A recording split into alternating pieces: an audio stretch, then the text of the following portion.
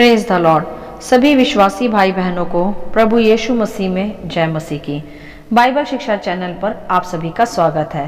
हमारे इस चैनल को देखने के लिए आप चैनल को सब्सक्राइब करें और बेल आइकन के ऑल बटन को ज़रूर दबाएं, तभी आपको हमारी आने वाली हर वीडियो का नोटिफिकेशन मिलता रहेगा।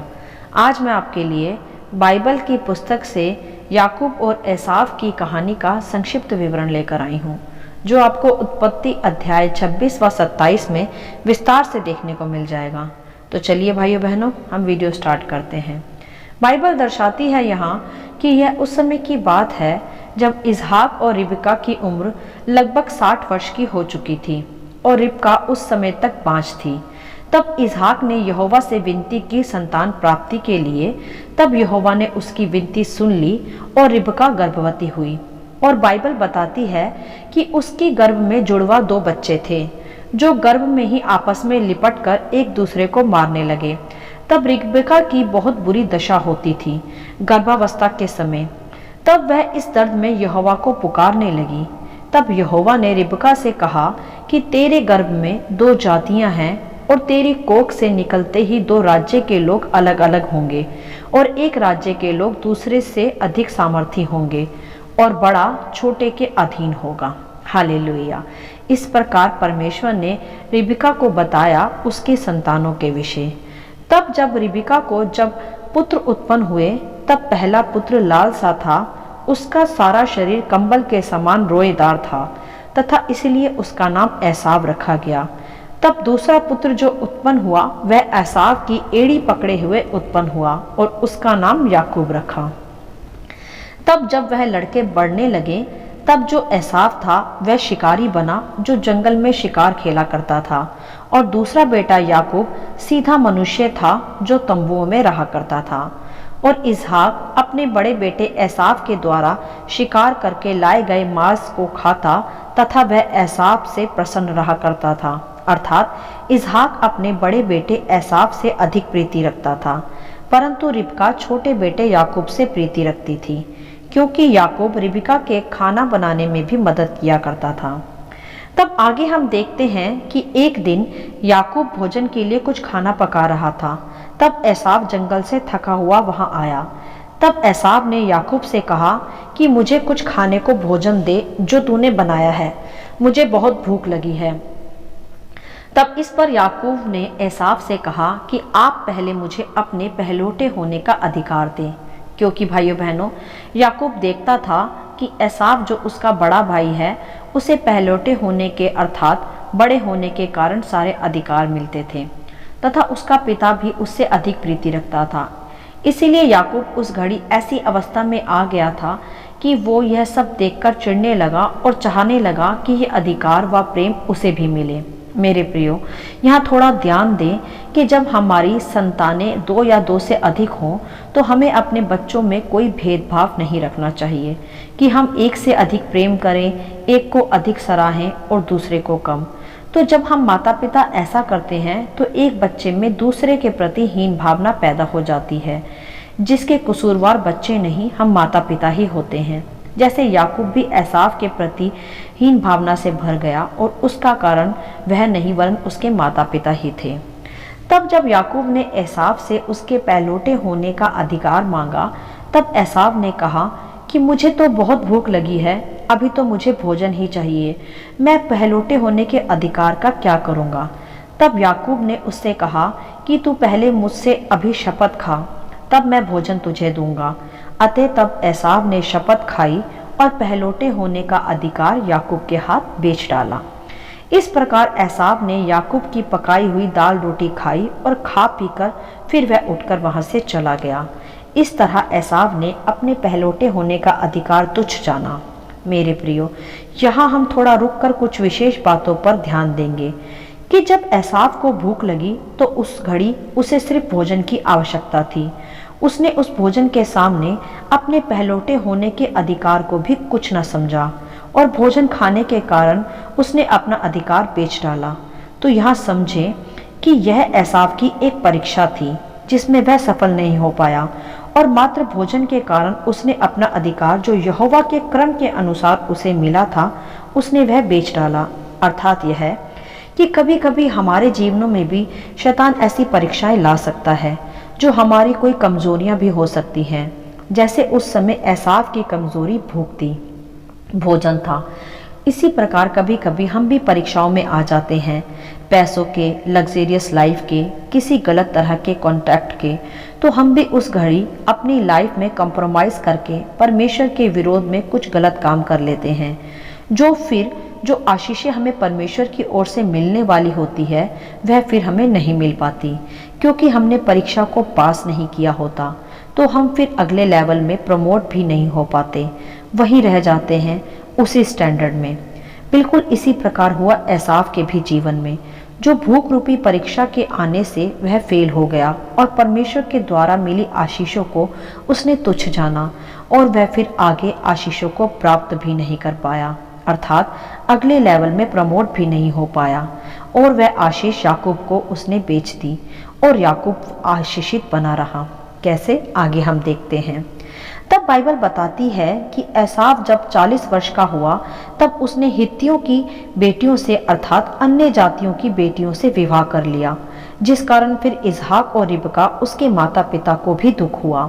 मेरे प्रियो, यहाँ भी हम एक बार फिर देख सकते हैं एसाव की अनाज्ञाकारिता को। पहले उसने परमेश्वर के द्वारा मिली पहलौठेपन की आशीष को तुच्छ जाना मात्र एक भोजन के लिए, और अब भी उसने परमेश्वर के विरोध में व अपने माता पिता के विरोध में अन्य जातियों की लड़कियों से विवाह कर लिया, जिस कारण एसाव आगे फिर यहोवा की वाचा की आशीषों का वारिस होने से वंचित रह गया। मेरे प्रियो, जरा यहाँ ध्यान दें कि जब हम परमेश्वर के द्वारा दी गई आशीषों को तुच्छ जानते हैं और अपनी मन की ही करते रहते हैं, अपने माता पिता की भी आज्ञाओं को, उनकी इच्छाओं को भी तुच्छ जानते हैं, तो फिर जो ब्लेसिंग्स परमेश्वर ने हमारे लिए रखी होती हैं, फिर हम उन ब्लेसिंग्स को भी प्राप्त नहीं कर पाते। हम उससे भी फिर वंचित होते चले जाते हैं, जैसा एसाव के साथ भी हुआ। कैसे, आगे हम देखते हैं। तब जब इसहाक बूढ़ा हो गया और उसकी आंखें भी धुंधली पड़ गई, तब उसने अपने बड़े बेटे एसाव को बुलाकर कहा कि देख, मैं बूढ़ा हो चला हूँ, नहीं जानता कि मेरी मृत्यु कब हो जाएगी।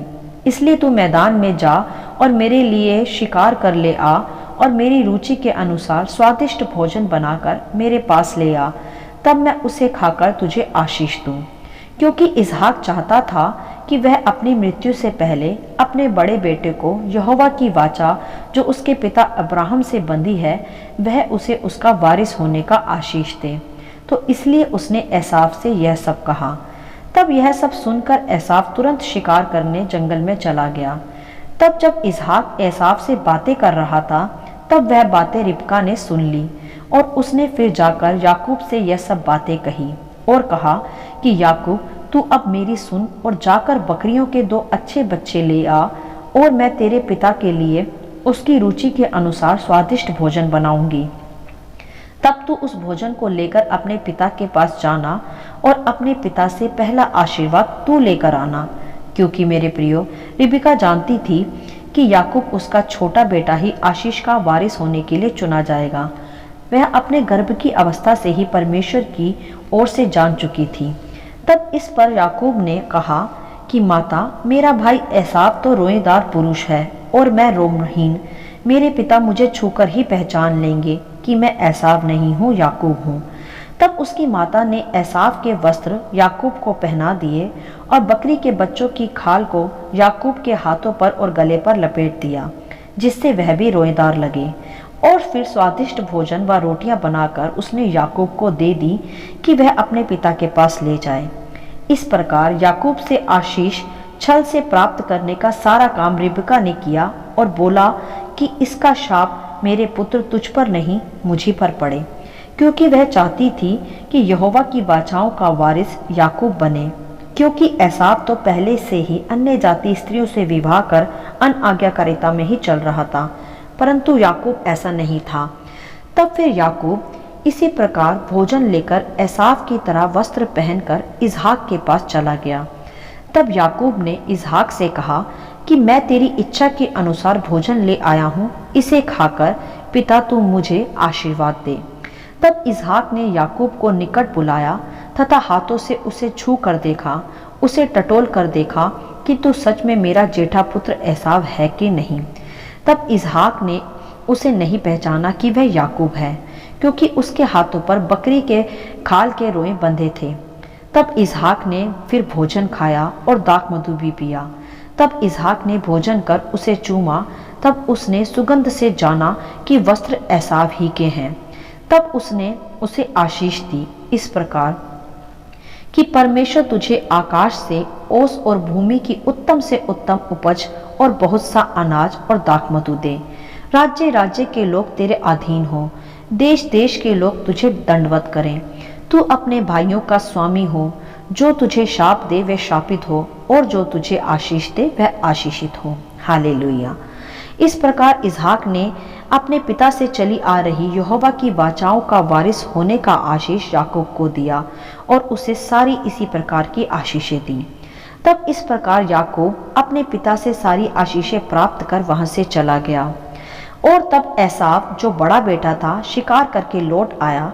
तब वह भी स्वादिष्ट भोजन बनाकर अपने पिता के पास लाया और बोला कि हे मेरे पिता, उठकर भोजन कर ले और मुझे आशीष दे। तब इसहाक ने पूछा कि तू कौन है? उसने कहा, मैं एसाव हूँ। तब इसहाक ने कहा कि तो फिर वह कौन था जो मेरे पास भोजन लाया और मुझे खिलाकर मुझसे आशीषें ले गया, और उसे आशीषें लगी भी रहेंगी। तब पिता की यह बात सुनकर एसाव दुखी हुआ और दुख के कारण चिल्लाने लगा और बोला कि हे मेरे पिता, तू मुझे भी आशीष दे। इसहाक तब जान गया कि वह आशीषें उससे याकूब ले गया है। तब जब एसाव भी याकूब के प्रति क्रोध से भर गया और कहने लगा कि पहले वह मेरा पहलौठा होने का अधिकार छीन लाया, और अब आशीषें भी उसने छीन ली। तब एसाव इसहाक से अपने लिए आशीष फिर मांगता रहा। तब इसहाक ने एसाव को थोड़ी ही आशीष दी कि तू अपनी तलवार के बल पर ही जिएगा और अपने भाई के अधीन रहेगा जब तक तू स्वाधीन ना बन जाए। तो इस प्रकार एसाव को कुछ भी ना मिल पाया, तो वह अपने भाई को क्रोध के कारण मारने की धुन में उसके पीछे जाने लगा। तब रिबका ने जब यह जान लिया कि एसाव याकूब को मारना चाहता है, तब रिबका ने याकूब को बुलाकर कहा कि वह उसके मामा लाबान के यहाँ चला जाए। और तब रिबका और इसहाक ने याकूब को यह कहा कि वह अपने मामा के यहाँ जाकर वहीं की कनानी लड़कियों से विवाह करे, और उसे फिर आशीष दी कि परमेश्वर तुझे फलवंत करे और तू राज्य राज्य की मंडली का मूल हो, और तेरे वंश को भी अब्राहम की सी आशीषें मिले। हालेलुया। और तब इसहाक रिबका ने याकूब को विदा किया, और फिर याकूब वहां से अपने मामा लाबान के यहाँ चला गया। इसहाक व रिबका ने उसे ऐसा इसलिए कहा क्योंकि वो पहले से ही एसाव के द्वारा लाई गई हित्ती जाति की लड़कियों से संतुष्ट नहीं थे, क्योंकि वह अन्य जातियां थीं। इसीलिए वह चाहते थे कि याकूब अब ऐसा ना करे।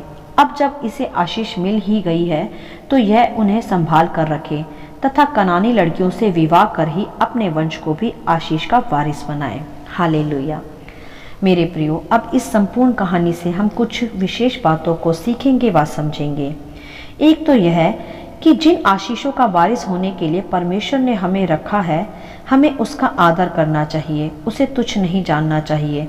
जैसे एसाव ने मात्र भोजन के लिए अपनी आशीषों को गवा दिया और अपने पहलौठेपन का अधिकार भी बेच डाला, और यहोवा ने पहले ही रिबका को बता दिया था कि बड़ा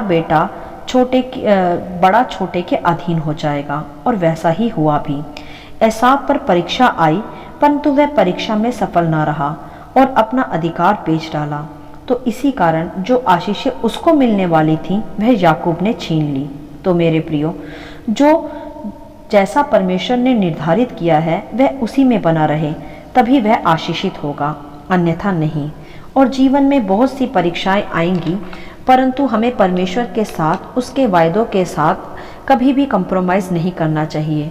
यह परमेश्वर के साथ किया जाने वाला एक प्रकार का धोखा होता है, और जो परमेश्वर को धोखा देता है फिर जीवन में उसे भी धोखा ही मिलता है, जैसे एसाव को फिर याकूब के द्वारा मिला। जो आशीषें बड़े बेटे होने के कारण एसाव को मिलनी चाहिए थी वह याकूब ने धोखे से छीन ली, क्योंकि एसाव ने भी अपने बड़े होने के अधिकार को तुच्छ जाना, अन्य जातियों से संबंध रखा। उसने परमेश्वर की आशीषों व वाचाओं को तुच्छ जाना, उसका आदर नहीं किया। इसी कारण एसाव परमेश्वर की आशीषों से वंचित रह गया और याकूब आशीषों का वारिस बना। इसीलिए मेरे प्रियो, परमेश्वर ने हमारे लिए आशीषें रखी हैं। बस हमें चाहिए कि हम उन आशीषों को आज्ञा पालन के द्वारा, विश्वास योग्यता के द्वारा बढ़कर प्राप्त करें। जो परमेश्वर ने हमें दिया है उसका आदर करें, उससे धोखा ना करें, नहीं तो प्रकृति वही लौटाती है जो हमने बोया होता है। हालेलुया। आशा करती हूँ इस संपूर्ण कहानी का संक्षिप्त विवरण आप सभी को समझ में आया होगा। परमेश्वर आपको अपनी पवित्र आत्मा की भरपूरी से सदा भरता रहे। यदि आप चाहते हैं कि दूसरे भी इसे सुनकर आशीष पाएं, तो आप दूसरों के साथ भी इसे शेयर कर सकते हैं, क्योंकि हमारे प्रभु यीशु मसीह की यही इच्छा है। आमीन and God bless you all.